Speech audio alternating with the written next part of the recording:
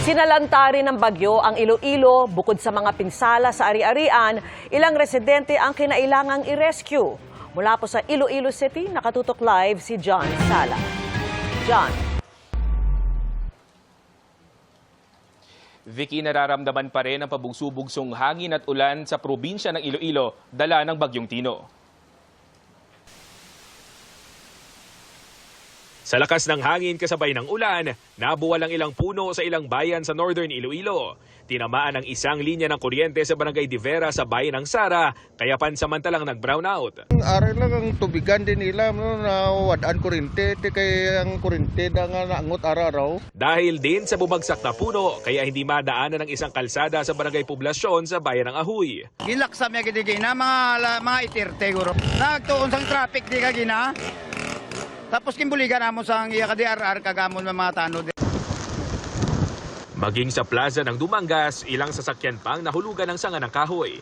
Nagkalat din ang mga ito sa gitna ng kalsada. Sa coastal areas, nilipad pa ng hangin ang bubong ng ilang bahay. Kabilang sa mga apektado, ang tirahan ni Mang Jobert. Pasaing, guba na bilog, balay, guba.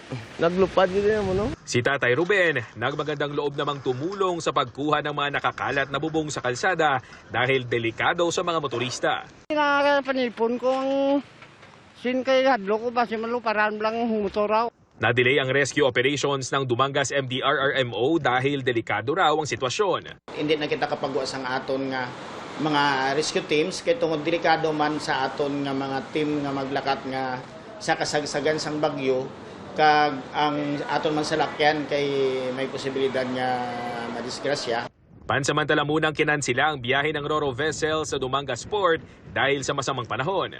Nasa 100 truck ang stranded sa highway papasok sa Pantalan. No choice talaga at kailangan maghintay bago makatawid at delikado at ayaw din magpatawid ng Coast Guard. Para safety man kami.